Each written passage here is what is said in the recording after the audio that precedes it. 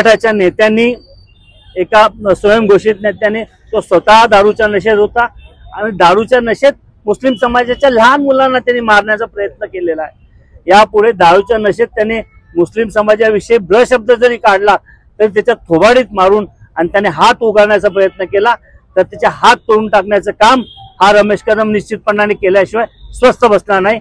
आणि मुस्लिम समाजाला कायम संरक्षण देण्याबद्दलची आमची स्वच्छ आणि स्पष्ट भूमिका आहे। साहेब, कोणत्या नेत्याच्या घरी 10 करोड रुपये आहेत असा तुम्ही आरोप केलेला आहे? हे सर्व प्रशासनाला माहिती आहे। मोहोळ शहरामध्ये जर आपण शिंदे सेनेच्या नेत्याच्या घरी, प्रमुख नेत्याच्या घरी हे 10 करोड रुपये आज त्या ठिकाणी कॅश त्यांच्या घरामध्ये, आणि याची संपूर्ण इत्थंभूत माहिती मोहोळच्या स्थानिक प्रशासनाला माहिती आहे, मोहोळच्या पोलीस स्टेशनला माहिती आहे, परंतु त्या ठिकाणी ते हेतुपुरस्सरपणे दुर्लक्ष करतात आणि या निवडणुकीमध्ये आम्हा पद्धतीने पैशाचा वाटप, दारूचं त्या ठिकाणी वाटप करून लोकांना दिशाभूल करून काही तर ठिकाणी लोकांना मतदानापासून वंचित ठेवण्याबद्दलची भूमिका, वंचित ठेवण्याबद्दलची स्ट्रॅटेजी ही विरोधी पक्षाकडून होते।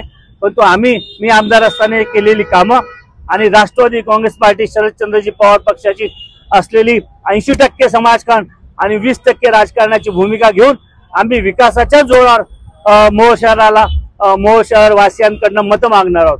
आम्ही दादागिरी करून किंवा दारू पाजून मत मागणार नाही आहोत। लोकशाही मराठी ऐका, पहा, जागरूक रहा।